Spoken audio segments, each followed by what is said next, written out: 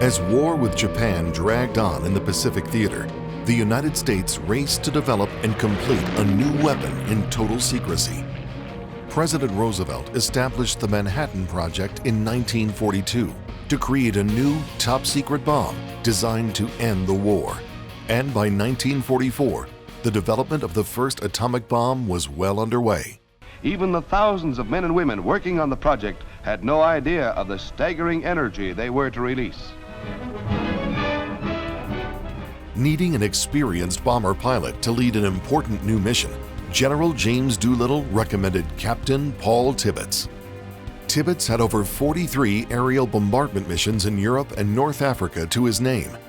His new mission was to help with the development and testing of the new Boeing B-29 Superfortress. Tibbets test flew the B-29 at the Boeing factory in Kansas and had soon logged more flight time in the plane than any other pilot alive. After completing flight testing and development of the new bomber, Tibbets was named director of the 17th Bombardment Operational Training Wing, a unit specifically designed to train pilots to fly the B-29. Paul W. Tibbets Jr. was born in Quincy, Illinois on February 23, 1915.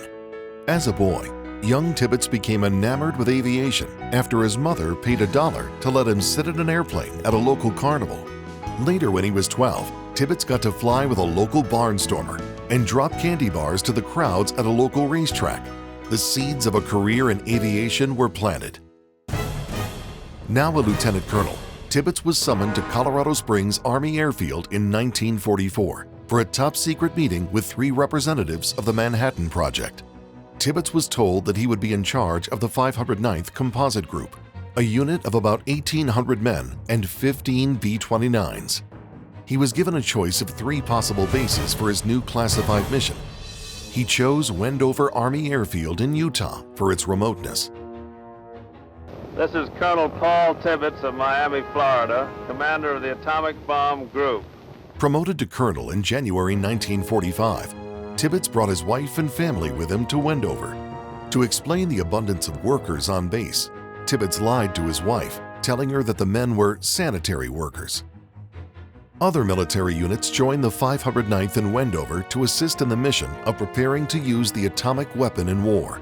Under conditions of extreme secrecy, dummy bombs in the shape of Fat Man and Little Boy were loaded onto the modified B-29s and dropped on the nearby bombing range until Tibbets was confident in his unit's performance. The air crews trained continuously until May, at which time almost the entire contingent of pilots, engineers, and support staff were relocated to Tinian Island in the Pacific. It was from Tinian that the missions to bomb Hiroshima and Nagasaki would be launched. Following 3 months of intense training and preparation, Tibbets and his men were finally briefed on their mission on August 4th and 5th, 1945. On August 6th, Colonel Paul Tibbets and the crew of the Enola Gay took off from Tinian Island for an appointment with history. We are now prepared to destroy more rapidly and completely every productive enterprise the Japanese have in any city.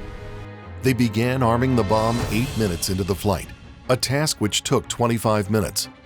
The B-29 began to climb to 30,000 feet and then began the final bombing run to Hiroshima.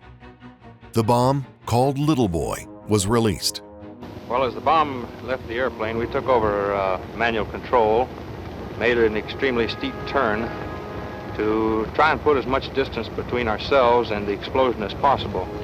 After we felt the explosion hit the airplane, that is the concussion waves, we knew that the bomb had exploded, everything was a success, so we turned around to take a look at it. The sight that greeted our eyes was quite beyond what we had expected, because we saw this cloud of boiling dust and debris below us with this tremendous mushroom on top. Beneath that was hidden the ruins of the city of Hiroshima. Immediately after his return to Tinian Island, Colonel Tibbets was awarded the Distinguished Service Cross. 3 days later, another B-29 released the second atomic bomb on Nagasaki. Just 6 days later, the Japanese surrendered. Paul Tibbets became a national hero because of his daring mission. His newfound fame led to an invitation to the White House by President Truman, and he was featured in numerous books, movies, and interviews. Later promoted to Brigadier General, Tibbets felt strongly that his mission hastened the end of a brutal chapter in World War II and ultimately saved numerous American lives.